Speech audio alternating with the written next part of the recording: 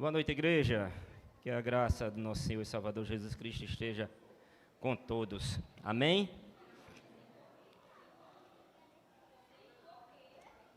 Não está quente aí, não? Não sei se o ar deixar um pouquinho mais alto do que é comum, mas estou achando quente. E eu não queria deixar de vir de terno, não. Não vão me obrigar a vir de terno aqui, eu estou me desmanchando em suor. Queridos, é com alegria que estamos mais uma vez aqui. Não sei se passou despercebido, não sei se a dirigente avisou, o pastor Moab precisou fazer uma viagem, um pouquinho que de última hora, né, teve que ir a Natal, resolver alguns assuntos de família, também alguns assuntos relacionados à convenção, e por isso ele falou comigo para assumir esse privilégio. Obrigado, Pablo.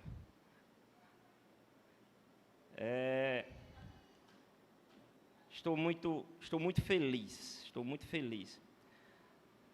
Assim, só em estar na casa de Deus, né, poder cultuar Ele, poder ter o privilégio de trazer a mensagem, já seria algo significativamente suficiente. Mas ver minha mais nova cantando, isso é fantástico. Lavínia já tem algum tempo que tem, né, já tem algum tempo que ela tem cantado, tem louvado a Deus. E agora a pequena é excelente, vê isso. Não chorei porque eu sou muito macho, né? Mas senão eu tinha chorado. É claro que a brincadeira, meus irmãos, homem também chora, né? Mas é algo maravilhoso ver a sua família se dedicando à obra de Deus. Pode botar aí, vou apoiar aqui. Pronto. Ela disse baixinho aqui, cuidado de derramar. Eu vou ter cuidado. Queridos, quando o pastor me chamou, acho que foi na segunda-feira, claro, foi uma necessidade, um pouquinho em cima, ele costuma chamar um pouquinho antes, mas eu logo de cara disse que daria certo, porque assim, eu até estava conversando com o Max hoje, a gente tive o privilégio de almoçar com ele, com outras pessoas da igreja, eu disse até a Max, eu aceitei, porque eu costumo ter facilidade de dizer não, mas dessa vez eu não disse, mas até mesmo porque eu já vinha namorando com uma passagem. Eu vinha lendo, vinha pesquisando sobre ela, estudando, né? Mesmo que eu não estivesse preparando a mensagem, mas eu já vinha me aprofundando um pouquinho numa passagem bíblica, e por isso eu me senti confiante. Não, aceito, pastor, e vou trabalhar. E a passagem é na carta aos Hebreus, capítulo 12, eu queria que os irmãos abrissem. Gostaria que os irmãos ficassem bem atentos. Eu vou ler a passagem, que nós vamos expor aqui hoje, esta noite. Será o capítulo 12, do verso 1 ao verso 13, mas nós vamos voltar várias vezes a ela, para poder fixar melhor, poder assimilar melhor o que o Senhor nos fala através desta passagem. Hebreus capítulo 12, verso do 1 ao verso 3. Pronto. Perfeito. Vamos ler o que o Senhor tem para nós através de sua palavra. Portanto, também nós, visto que temos a rodear-nos tão grande nuvem de testemunhas, desembaraçando-nos de todo o peso e do pecado que tenazmente nos assedia, corramos com perseverança a carreira que nos está proposta. Olhando firmemente para o autor e consumador da fé, Jesus, o qual, em troca da alegria que lhe estava proposta, suportou a cruz, não fazendo caso da ignomia, e está assentado à destra do trono de Deus. Considerai, pois, atentamente aquele que suportou tamanha oposição dos pecadores contra si mesmo, para que não os fatigueis, desmaiando em vossa alma. Verso 4. Ora, na vossa luta contra o pecado, ainda não tendes resistido até o sangue, e estáis esquecido da exortação que, como a filhos, discorre convosco. Filho meu, não menospreze a correção que vem do Senhor, nem desmaieis quando por ele és reprovado. Porque o Senhor corrige a quem ama e açoita a todo filho a quem recebe. para a disciplina que perseverais, Deus vos trata como filhos. Pois que filho há que o pai não corrige? Mas se estáis sem correção, de que todos se têm tornado participantes, logo sois bastardos e não filhos. Além disso, tínhamos os nossos pais, segundo a carne, que nos corrigiam e os respeitávamos. Não havemos de estar em muito maior submissão ao Pai espiritual, e então viveremos? Pois eles nos corrigiam por pouco tempo, segundo melhor lhes parecia. Deus, porém, nos disciplina para aproveitamento, a fim de sermos participantes da sua santidade. Toda disciplina com efeito, no momento, não parece ser motivo de alegria, mas de tristeza. Ao depois, entretanto, produz fruto pacífico aos que têm sido por ela exercitados fruto de justiça. Por isso, restabelecei as mãos decaídas e os joelhos trôpegos, e fazei caminhos retos para os pés, para que não se extravie o que é manco, antes seja curado. Vamos orar mais uma vez, queridos. Pai eterno, graças te damos por esta noite, meu Pai. Obrigado por este culto, pelo trabalho, por tudo que já aconteceu. Senhor bendito, eu te peço nesse momento que me usa com clareza para passar aos irmãos aquilo que o Senhor colocou em meu coração, Senhor Jesus Cristo. Fui muito abençoado com a Tua Palavra, com o estudo da Tua Palavra. Não queria ser nenhum empecilho para complicar ou passar de maneira errada aquilo que o Senhor nos tem, Senhor Jesus Cristo. Então, tem misericórdia de minhas limitações, me usa nesse momento para que seu povo seja edificado assim como eu fui. É isso que eu te peço em nome do teu Filho Jesus, Pai. Amém. Hebreus capítulo 12, verso 1 ao verso 13. Inicialmente eu queria trazer todo o capítulo. Eu queria trazer até o verso 29, mas não. Comecei a escrever e desisti. Não, vou trabalhar só até o verso 13. Então, assim, com base nesta leitura, eu decidi colocar como tema perseverança e disciplina na corrida da fé. Perseverança e disciplina na corrida da fé. Eu vou perguntar algo aos irmãos, mas em nome de Jesus ninguém responda. Não quero gerar constrangimento de forma alguma. Mas é uma pergunta para refletir. Quantos aqui já pensaram em voltar atrás na decisão que tomou diante de Cristo? Não responda. Não, amém. Quantos aqui já pensaram, eu achei que fosse diferente? Tipo, se converteu, levantou a mão, tomou uma decisão diante de Cristo, e com o tempo começou a pensar, eu achei que fosse diferente. Eu pensei que quando aceitasse a Cristo seria um mar de rosas. Eu pensei que era só pedir que Ele me dava.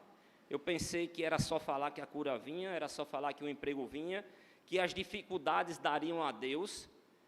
E por ter pensado desta forma, talvez tenha passado por sua cabeça, é melhor voltar onde eu estava. Era menos complicado. Era menos complicado. Se em algum momento de sua vida, você já pensou em desistir da caminhada cristã, não fique surpreso de forma alguma, pois você não foi o único que já pensou isso. Você não foi o único que pensou em desistir, você não foi o primeiro e muito menos será o último a pensar em desistir dessa caminhada, da caminhada cristã, que aqui o autor chama de corrida.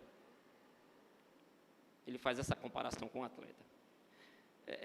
E para confirmar isso que eu disse, a razão pela qual a carta aos Hebreus ela foi escrita, foi exatamente por isso. Muitos hebreus se convertem a Jesus Cristo, mas aí começam a perseguição, ainda no seu início. Então, a partir dessa perseguição que os judaizantes colocavam diante deles, eles começam a pensar se realmente valia a pena. Judeus que haviam se convertido com medo dessa perseguição queriam voltar ao judaísmo. Então, o autor escreve para encorajá-los a permanecerem firmes na fé em Cristo.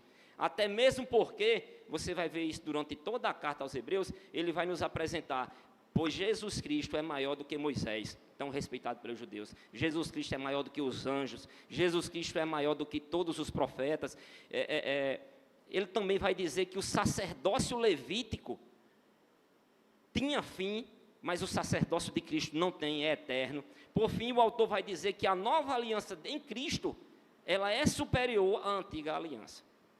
E que voltar atrás, além de apostasia, ou seja, além de negar a fé, era o mesmo que voltar às sombras, aquém de uma realidade já apresentada. E essa realidade já tinha sido apresentada, era o Senhor Jesus Cristo. Voltar atrás era voltar às sombras, aquém de uma realidade já apresentada, Jesus Cristo. Então,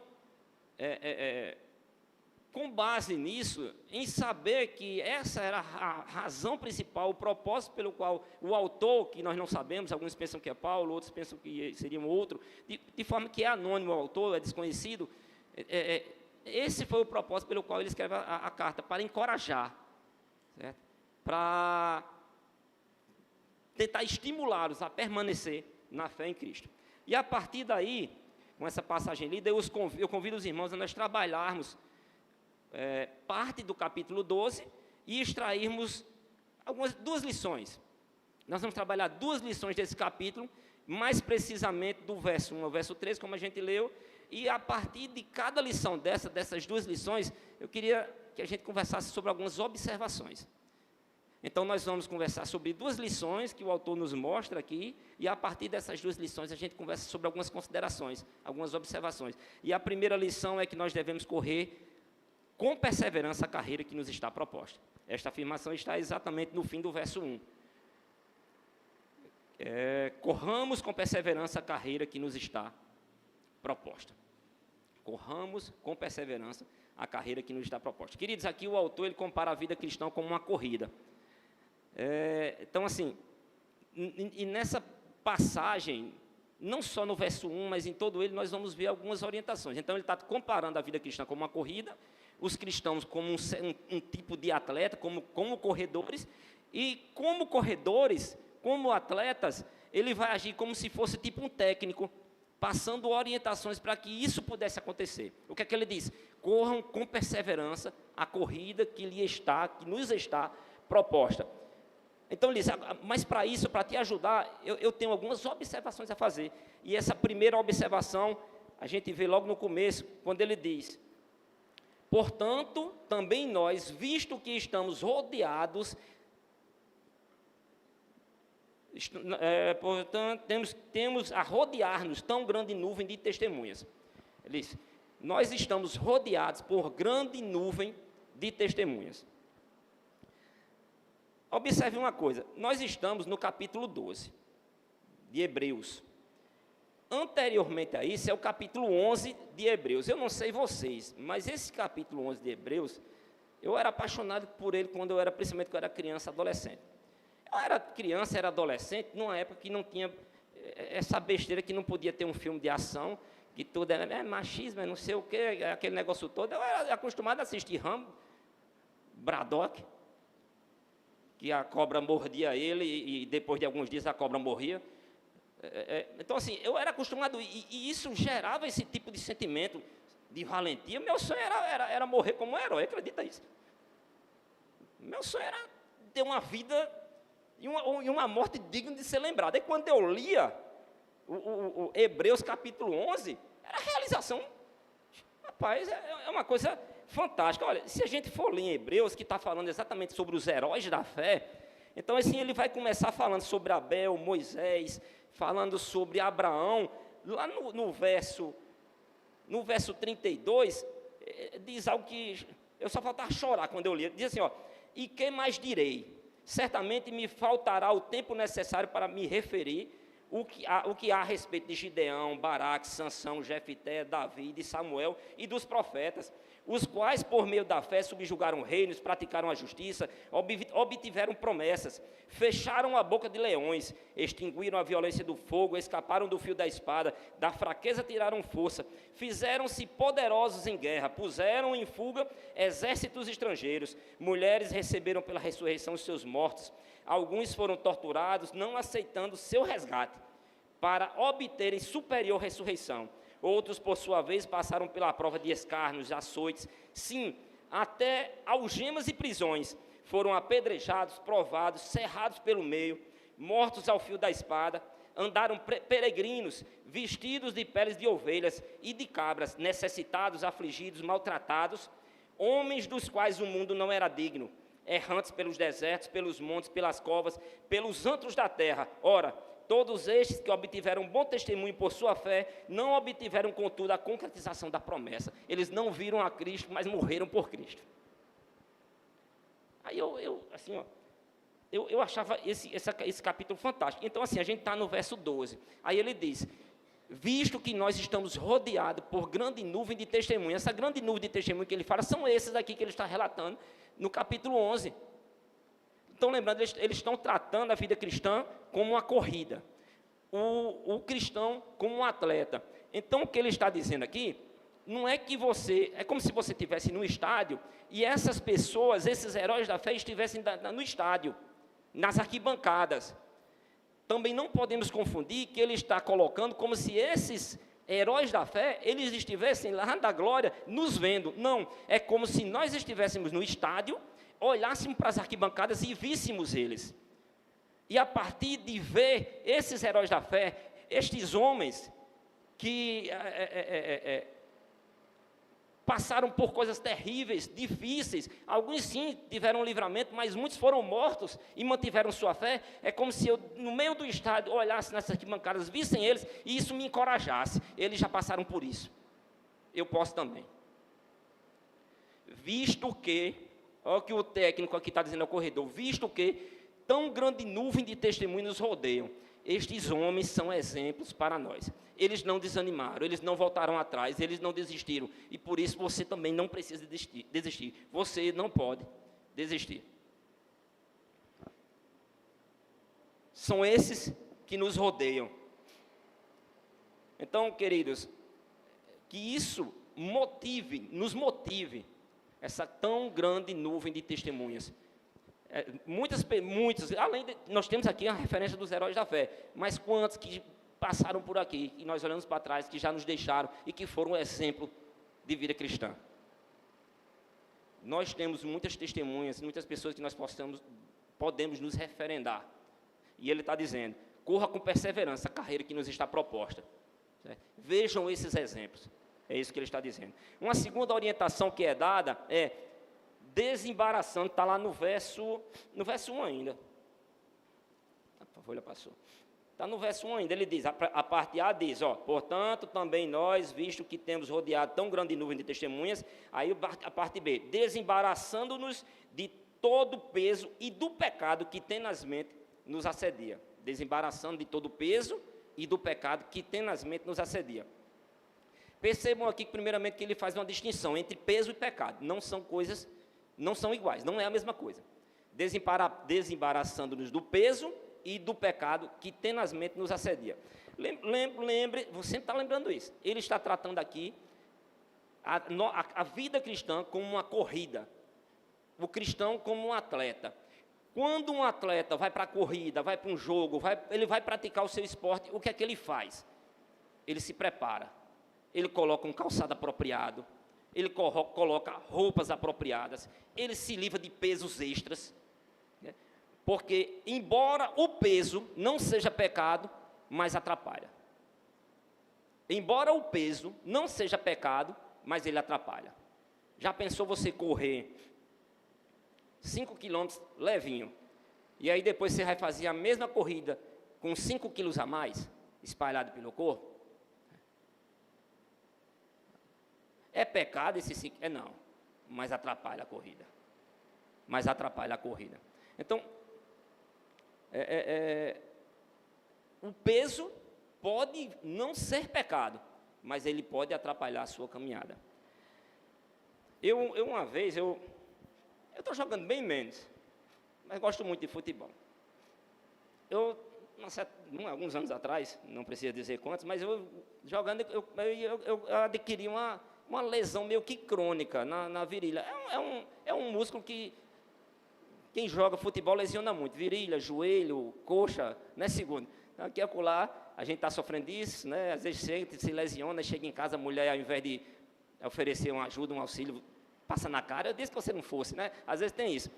Então, aí eu lesionei a virilha, passava uns 2 meses sem jogar, tomando anti-inflamatório, depois voltava a jogar, não jogava 1, 2 vezes, lesionava de novo. Aí lá vai, o mesmo processo, 2 meses, 3 meses sem jogar, é uma lesãozinha, choquinha de curar, voltava, lesão de novo. Isso ela dizendo, eu lhe avisei. Beleza, aí eu vou no médico, o médico vai e disse, bateu a real comigo, ele disse, olha, fez ultrassom, fez tudo assim, olha, se você não perder peso, você vai continuar se lesionando. Aí ele disse, você perca peso, fique com o peso. Se você quer continuar jogando, perca peso, faça uma academia voltada para fortalecer essa musculatura, e pronto. Aí eu atentei para isso, perdi o peso que ele mencionava, fiz um exercício, fortaleci a musculatura, nunca mais tive. Nunca mais tive. O peso extra, embora não seja pecado, ele atrapalha a caminhada cristã. E esse peso extra, ele pode ser tanta coisa na nossa vida. Ele pode ser, por exemplo, um excesso de redes sociais. Você usar redes sociais, você usar a internet, o seu iPhone, ou sei lá que danado você tem. É pecado? É não, dependendo do que você está vendo. Mas se você abusar do seu tempo nessa ferramenta, isso pode atrapalhar o seu momento de oração, o seu momento de leitura da palavra, o seu momento de comunhão com Deus. Então você não está cometendo um pecado, mas você está preenchendo o seu tempo com coisas que não lhe ajudam. Isso é um peso que de repente atrapalha na sua caminhada. Esse peso pode ser amizades que não somam ao seu propósito. O seu propósito é Cristo. Aí de repente você anda com pessoas complicadas que, sei lá, não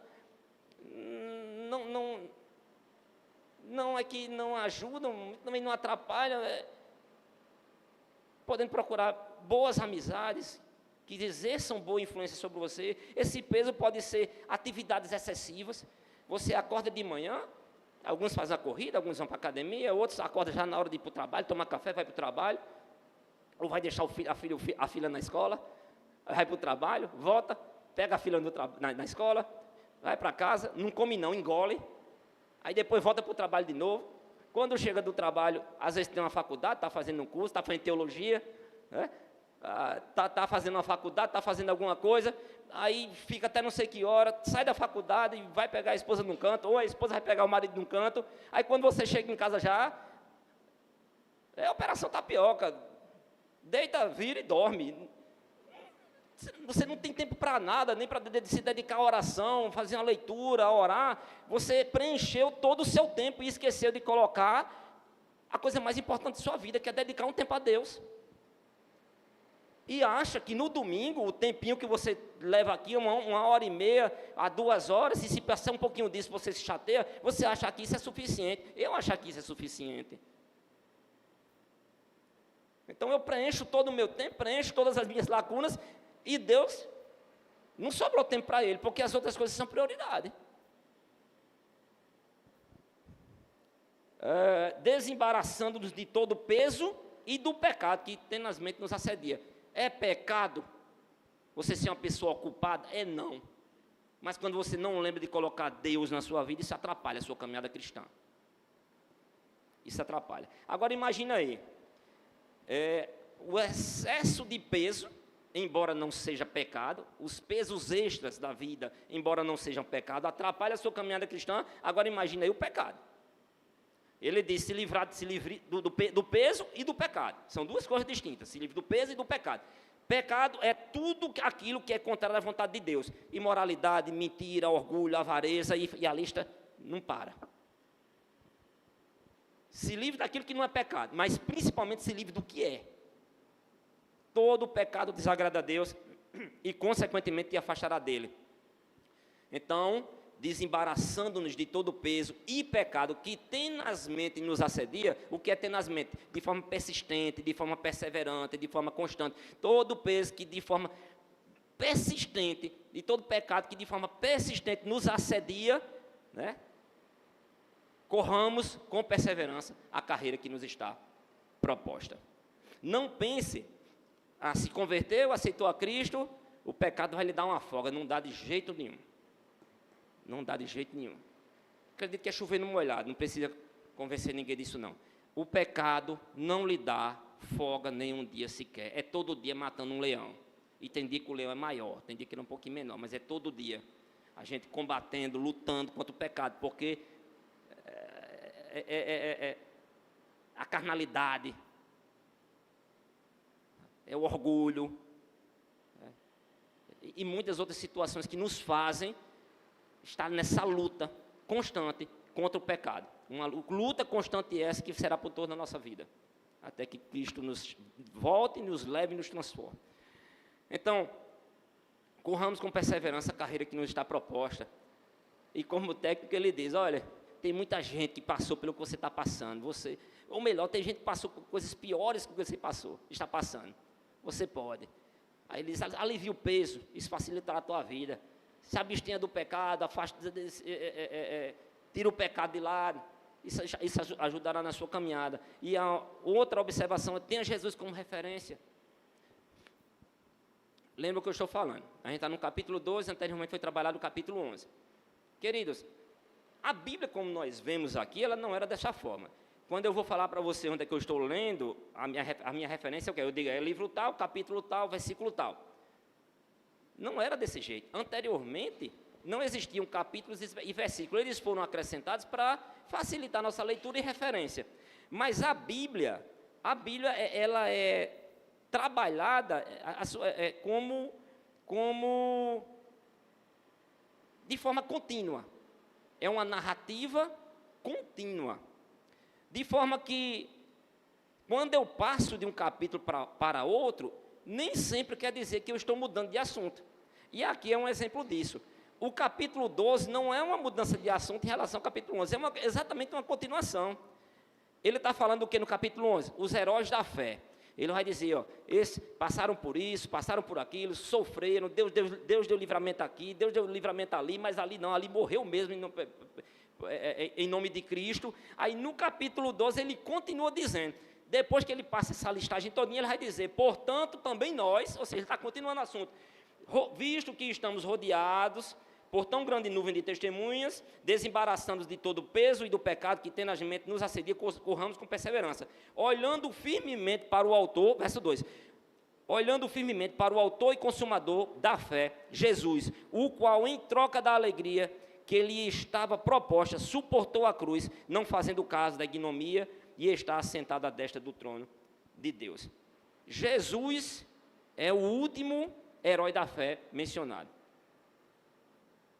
É o último, né, e o supremo, o modelo supremo de herói da fé mencionado. Ele está dizendo aqui que, embora toda essa lista de irmãos que ele citou possam ser, vamos dizer assim, possam ser boas referências, bons exemplos para nós, mas Jesus Cristo é o modelo supremo. Ele não só viveu pela fé, mas ele é o autor e consumador da nossa fé. O texto diz, olhando firmemente para Jesus, o foco é Jesus. O nosso exemplo maior deve ser Jesus. Então, na parte B do versículo 2, ele vai dizer, o qual, em troca da alegria que estava proposta, suportou a cruz, não fazendo caso da ignomia é vergonha, e está sentado à destra de Deus. Você sabe o que o autor está dizendo aqui? Que ele não faz, em troca da alegria que lhe estava proposta. O que ele está dizendo aqui é o seguinte, Jesus Cristo, no sofrer morte e morte de cruz, o que ele olhava não era o sofrimento. O que ele olhava não era a vergonha que ele ia passar na morte de cruz. O que ele olhava era exatamente aquilo que ele iria proporcionar à humanidade, que era uma possibilidade de salvação para todo aquele que nele crê. O que Jesus Cristo estava aqui, a alegria que lhe estava proposta, era a vitória sobre o mal. Era a vitória sobre o pecado. Era uma vitória que geraria a mim e a você, reconhecendo o seu sacrifício, salvação, sem que eu e você mereçamos nada disso. Então é por isso que ele vai dizer, Jesus Cristo, o qual, em troca da alegria que lhe estava proposta, suportou a cruz, não fazendo caso da vergonha da vergonha, né? E está assentado à destra de Deus. Considerar isto. Então, queridos, aquele que nele crê, né, terá a vida eterna, será salvo, porque Cristo não fez caso do sofrimento, vergonha, dos açoites, né, e sem murmurar, o Rei dos Reis fez isso por mim e por você, para que nós tivéssemos vida, né, e vida em abundância. A quarta e última orientação sobre essa corrida com perseverança que o autor menciona é atentar para um fato que está ruim, mas pode ficar pior. A gente não pode esquecer disso. Está ruim, mas pode ficar pior. E tende a ficar pior. Os judeus convertidos, ao qual o autor está escrevendo aqui, eles ainda não estavam passando pelo ápice de perseguição, não.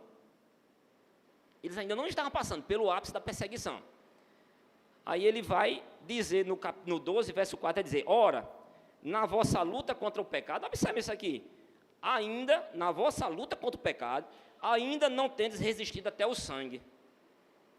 Ele diz: meu filho, vai piorar. Na vossa luta contra o pecado, ainda não resistiu, não tendes resistido até o sangue. No popular, o que ele está dizendo aqui é desde moleza. É isso que ele está dizendo aqui. As pessoas que estavam voltando, dando um passo atrás, desistindo da caminhada cristã, desde moleza, força, você aguenta. Não vejo sangue ainda no seu rosto. Ele compara inicialmente com um atleta, um corredor, agora de repente seria mais um tipo de atleta, um lutador. É como se fosse uma luta fraquinha, mole, mas que ele não apanhou nada ainda. Ou seja, não vejo sangue no seu rosto ainda não. Seu uniforme não está melado de sangue ainda não. Está pensando, isso pode piorar. Resista, seja forte. Lembre que nos versos anteriores a metáfora é feita por atletas, corredores, mas agora seria mais como lutadores. O capítulo 11, ele fala sobre heróis da fé. Ele fala assim sobre o momento em que esses heróis da fé, eles obtiveram um livramento. Alguns fecharam a boca dos leões, outros venceram o exército dos inimigos, mas muitos foram mortos. A gente só quer lembrar daquele que o Senhor fechou a boca do leão. A gente só quer lembrar daquele que obteve vitória contra o seu exército. Mas a gente não quer lembrar daquele que morreu, que foi morto, que foi pendurado de cabeça para baixo, que foi apedrejado, por amor do nome de Jesus Cristo. A gente não quer lembrar desse. Então, assim, muitos tiveram livramentos, mas também muitos foram mortos e de várias formas, apedrejados, serrados ao meio, mortos ao fio da espada. Por fim, fala do próprio Jesus que suportou, como diz no verso 3. Então ele está dizendo, olha, todos estes passaram por essas coisas. Jesus também, Jesus que não precisava passar por tudo isso, ele passou tamanha oposição dos pecadores sobre si mesmo. E aqui é como se ele dissesse: vocês estão reclamando de quê? Vocês estão reclamando de quê? Vocês não precisaram ainda resistir até o sangue. Suas vidas ainda não foram ameaçadas. Sejam fortes. Às vezes a gente reclama da calmaria como se estivesse vivendo uma tempestade. Às vezes a gente faz isso mesmo. Às vezes a gente é murmurador, às vezes a gente é reclamão. Às vezes nós cometemos isso. Eu vou falar aqui porque ela não está aqui dentro, ela subiu. Mas um dia desse eu cheguei em casa, Letícia, às vezes a gente age como uma criança. Eu estou citando esse exemplo porque a gente aceita isso dela, porque ela é uma criança, ela só tem 9 anos. Eu cheguei em casa, ela tinha arranhado o dedo. Eu sei lá, sabe aquela... Eu acho que era tipo aquelas carninhas que quando a gente puxa, sei lá, que incomoda, né? E ela com esse arranhãozinho, e coincidentemente, meus irmãos, eu tinha me acidentado. Eu sozinho meti uma marretada na minha mão, no trabalho. Eu batendo, empolgado no negócio, errei, acertei a marretada na minha mão. Além de ficar o hematoma, arrancou parte da pele. E ela veio me mostrar, e ela é uma lamúria, sabe? Às vezes eu digo a ela: você reclama de dor de um jeito tão complicado para mim, que às vezes no dia que essa dor for forte mesmo, eu não vou acreditar. Então você não pode passar uma impressão maior do que tem. Eu sempre tenho dito isso a ela. E ela, mostrando esse dedo desse jeito. Aí eu fui e mostrei o meu, a minha mão. Ela disse: olha minha mão aqui, quer trocar? Aí ela já esqueceu a dor horrível que ela estava sentindo no dedo, ela puxou a mão assim, não, como se eu pudesse, né, trocar, né? Ela disse, não. Aí eu disse, você está me vendo reclamando? Ela disse, não, então não precisa reclamar não, minha filha, isso acontece. Isso acontece. Às vezes a gente faz tipo Letícia, está com arranhão e reclamando como se tivesse perdido o dedo. Aí, por isso o autor ele vai e diz, ora, a vossa luta contra o pecado ainda não tendes resistido até o sangue, ou seja, ainda está pouco. Aí vocês estão com medo de quê? Estão reclamando de quê? Veja o que esses homens passaram, veja o que o próprio Jesus Cristo passou por você, e aí vocês querem desistir. Em outra palavra, crie vergonha. Se envergonhe. Então, queridos, os hebreus convertidos ainda não estavam passando por tudo que poderiam e já queriam desistir, mas o autor os exortam a resistir. Então, a primeira lição, corramos com perseverança a corrida que nos foi proposta, observando esses pontos que eu já falei. Observe as testemunhas, observe aqueles que vieram antes de nós, eles conseguiram, nós podemos também. Se livre do peso, se livre do pecado, isso vai atrapalhar a sua caminhada. Também tende Cristo como nossa referência maior. E em quarto, por último, foi essa. Atente para o fato que a coisa está ruim, ela pode piorar, mas você não pode desistir pela intensidade da complexidade que você está vivendo. Resista até o fim. Resista até o fim. Aquele que morreu por você, merece. A segunda lição é, entenda a correção do Senhor. Primeiro a gente tem que falar, corra com perseverança. E agora ele vai dizer, entenda a correção do Senhor, entenda a disciplina do Senhor. Hebreus 12, 5 a 11. Vamos ler.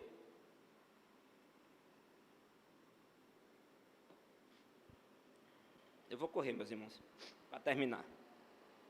E estáis esquecidos da exortação que como filho discorre convosco. Filho meu, não menospreze a correção que vem do Senhor, nem desmaieis quando por ele for reprovado. Porque o Senhor corrige a quem ama e açoita todo filho a quem recebe. É para a disciplina que perseverais. Deus vos trata como filhos, pois que filho há que o pai não corrige. Mas se estáis sem correção, é que todos se têm tornado participantes, logo pois bastardos e não filhos. Além disso, tínhamos os nossos pais segundo a carne, que nos corrigiam e os respeitávamos. Não havemos de estar em muito maior submissão ao Pai, não havemos de estar em muito maior submissão ao Pai espiritual, e então viveremos, pois eles nos corrigiam por pouco tempo, segundo melhor nos parecia. Deus, porém, nos disciplina para aproveitarmos a fim de sermos participantes da sua santidade. Toda disciplina, com efeito, no momento não parece ser motivo de alegria, mas de tristeza. Ao depois, entretanto, produz fruto pacífico. Aos que têm sido, por ela exercitados, fruto de justiça. Por isso, restabeleci as mãos decaídas e joelhos trôpegos, e fazei caminhos retos para os pés, para que não se extravie o que é manco, antes seja curado. Entenda a correção do Senhor. Ele está falando aqui sobre disciplina. Disciplina, correção. Não é disciplina de método, não. Disciplina, correção. A gente vai ver aqui o autor, inicialmente, ele vocês esqueceram da exortação que, como a filhos discorre convosco. Ele está falando, provavelmente, aqui, de uma passagem em Provérbios 3,12, que vai dizer, Provérbios 3,12, diz o seguinte: porque o Senhor repreende a quem ama, assim como o pai ao filho que quer bem. Ele está dizendo, vocês esqueceram do que nos foi ensinado? Ele está dizendo isso porque Provérbios faz parte da Bíblia judaica. Então, é uma Bíblia, é uma passagem, é um livro amplamente estudado pelos judeus e muito respeitado também. Então, o que o autor está fazendo aqui é mais uma crítica. Não é aquele negócio assim, vocês esqueceram, realmente esqueceram, não. Tipo assim, vocês querem esquecer. Vocês esqueceram que o Senhor nos corrige, nos disciplina, como um pai faz com seu filho. É isso que ele está dizendo aqui. Tá?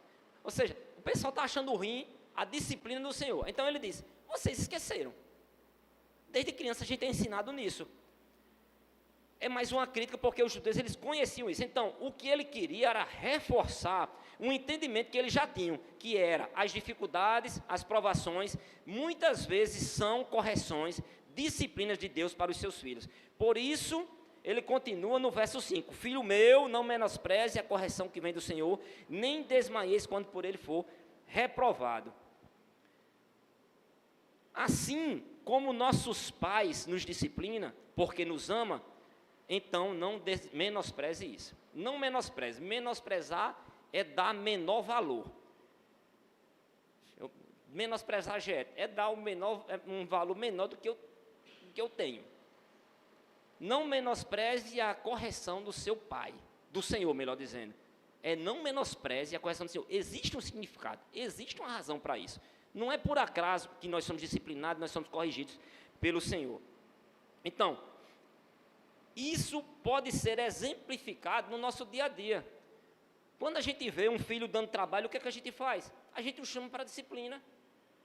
Essa disciplina pode ser um castigo, pode ser uma palmada. Não, mas não era muito do castigo, não, era mais da palmada mesmo. Mas era algo necessário para corrigir, para ensinar. Por que você faz isso? Você faz isso porque quer que seu filho melhore como pessoa, como homem, como mulher. A disciplina é para isso. É para que ele cresça. É para que ele amadureça. Você disciplina também. Por quê? Porque é responsabilidade sua. É sua responsabilidade de disciplinar seu filho. Não é sua responsabilidade do filho do outro, não.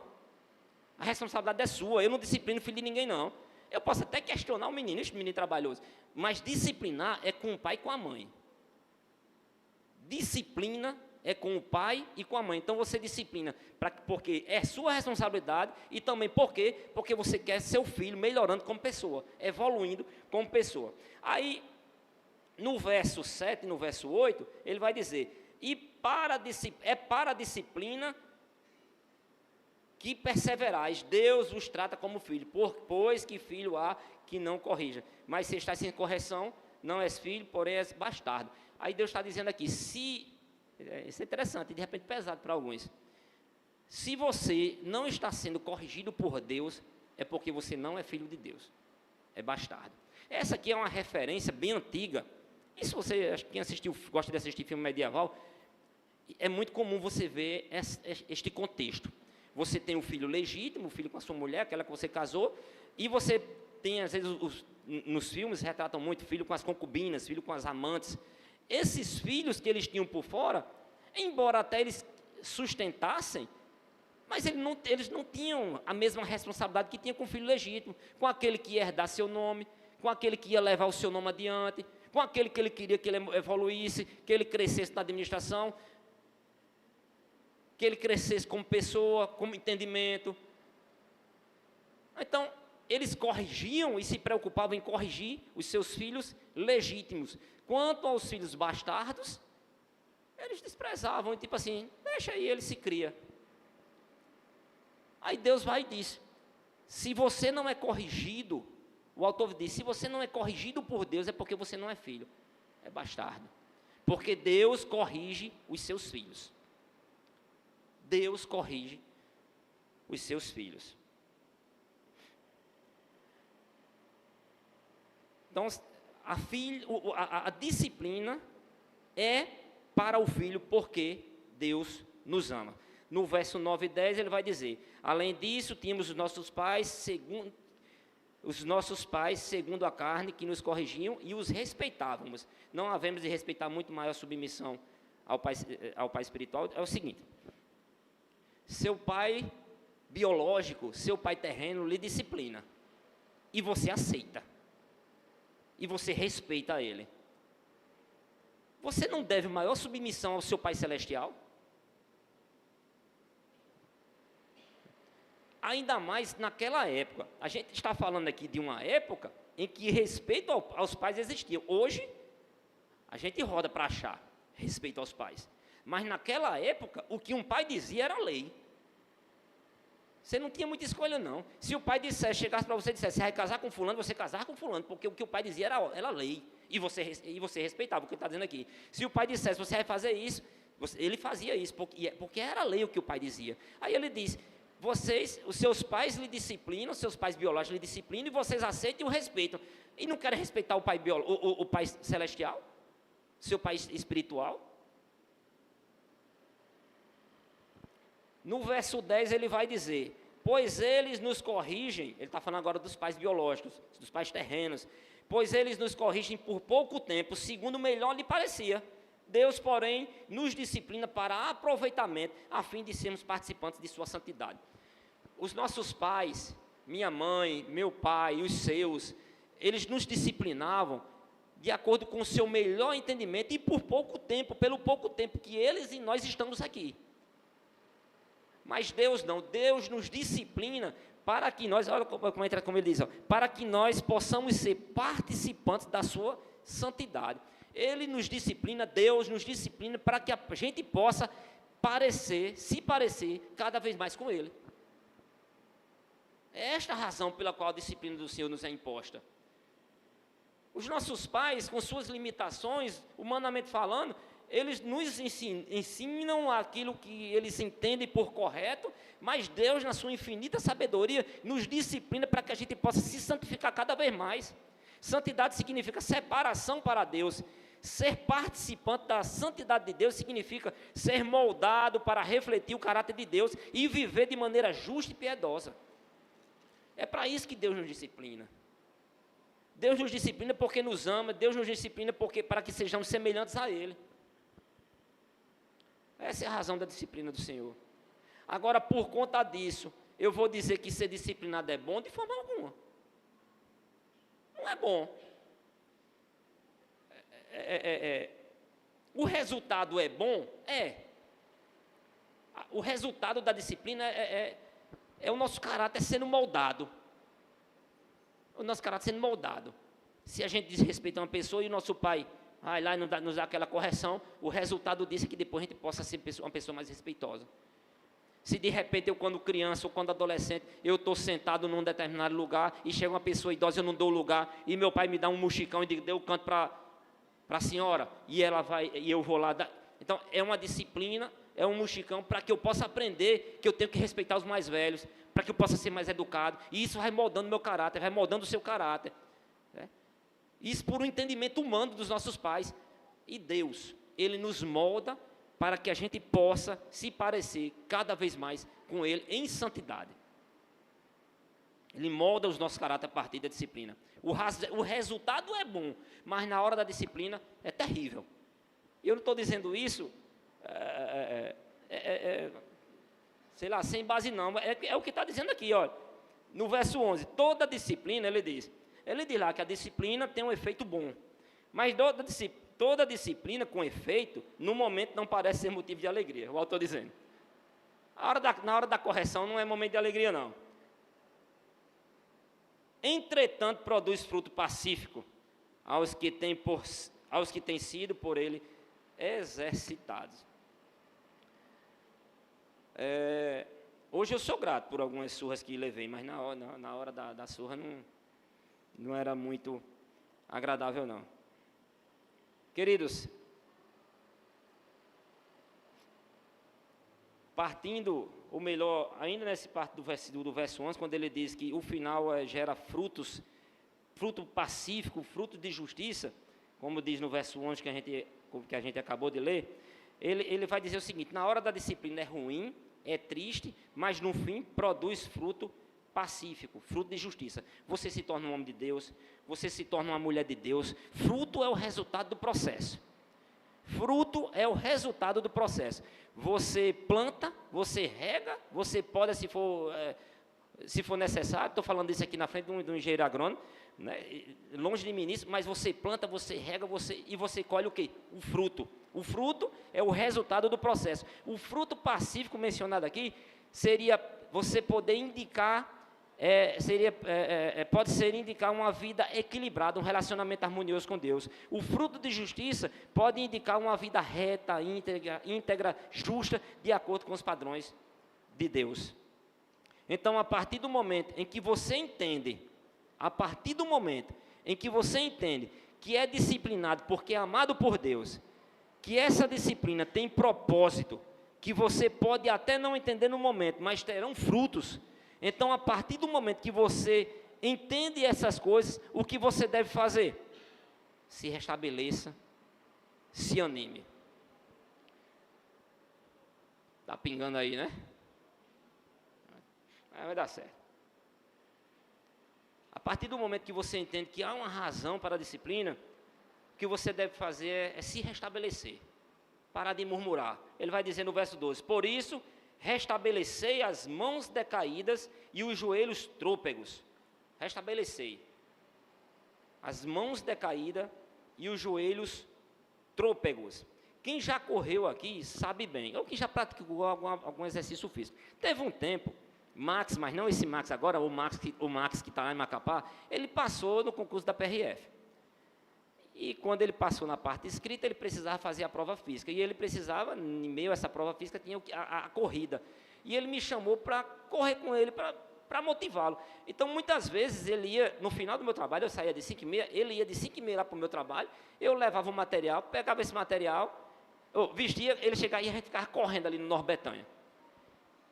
E tinha uma meta a ser estabelecida, ele precisava correr tantos quilômetros em 12 minutos. E era um negócio puxado para nós que não somos profissionais, mas chegava um determinado momento em que, sei lá, os braços pesavam, as pernas esmoreciam, tinha hora que os braços estavam tão mole que a gente, tipo, relaxava os braços assim, parecia que os braços estavam pesando 10 quilos.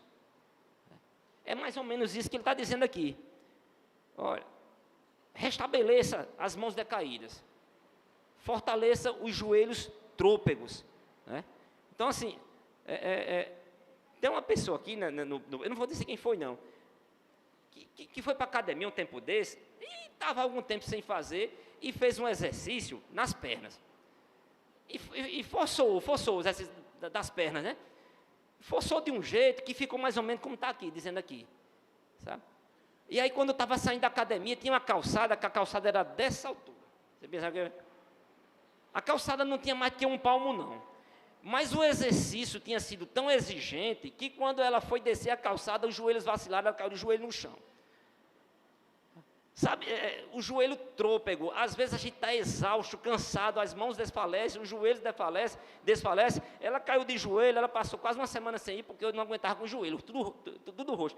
Então, assim, ele está dizendo que, por mais que você esteja nessa situação, com os joelhos trôpegos, as mãos descaídas, mas se anime, recolha as mãos, se restabeleça. A estes que estão desanimados, cansados, com os joelhos trôpegos, que não suportam mais o peso dos próprios braços, que estão pensando em desistir, a este Deus diz: se anime, se restabeleça, erga as mãos cansadas, firme os joelhos, continue no caminho, nessa luta contra o pecado, você ainda não resistiu até o sangue. Força, ânimo, deixe de moleza. Por você e por aquele irmão ou irmã que se vê desistindo, né?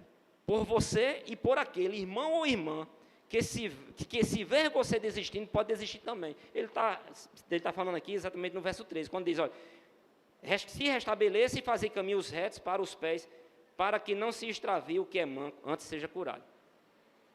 Ele se erga, se anime, porque aquele que é manco, aquele que está cansado, ele vendo você se desfalecendo, ele pode vacilar também. Então se estabeleça, se erga, ande por um caminho reto, para que outros mancos, eles não se extraviem pelo caminho. Então você precisa se restabelecer por você e também por aqueles que lhe observam. Queridos, o grupo de louvor pode subir, esqueci de chamá-los. Queridos, recapitulando rápido os pontos, para finalizar. Corramos com perseverança a carreira que nos está proposta, observando para a grande nuvem de testemunho que nos rodeia, nos desembaraçando de todo o peso e do pecado que tenazmente nos assedia, tendo sempre em Jesus como nossa maior referência, lembrando do fato que as coisas podem piorar, e nós devemos resistir. E em segundo, entendamos a correção do Senhor. O Senhor corrige a quem ama, e também toda a disciplina tem propósito, e é para aproveitamento, a fim de sermos participantes da sua santidade. Queridos, que o Senhor coloque em nossos corações o que Ele deseja através dessa palavra. Às vezes a carreira da fé, a corrida da fé, ela pode ser cansativa. Ela pode ser cansativa, mas quando a gente olha para trás, nós temos muitos testemunhos de pessoas que viveram dificuldades bem maiores do que a nossa e não desistiram. Às vezes a gente pode até pensar que só teríamos que recorrer ao capítulo 11, que fala sobre os heróis da fé. Mas às vezes, alguém que já passou por essa igreja é um exemplo a ser seguido. Pessoas que muito doentes, pessoas que muito debilitadas e mesmo assim não desistiam. Pessoas que precisaram, em certo momento, vir para cá com um balão de oxigênio. Alguns aqui vão lembrar de quem eu estou falando. E não desistiram. E aí eu e você, cheio de saúde, muitas vezes queremos vacilar nessa caminhada. Queremos murmurar, queremos desistir. E aí a palavra de Deus nos confronta dizendo, desistir porque eu não estou vendo sangue nessa luta que você está tirando, não. Ou seja, você está fazendo uma tempestade num copo d'água. E às vezes nem é uma tempestade no copo d'água, às vezes é uma tempestade mesmo. Mas o Senhor nunca nos abandonou em tempestade nenhuma. E por isso, seja a tempestade que for, seja o temporal que for, o vendaval que for, não é razão para abandonarmos a nossa fé, porque o Senhor sempre estará conosco. Que Ele nos abençoe, que Ele nos guarde, em nome de Jesus.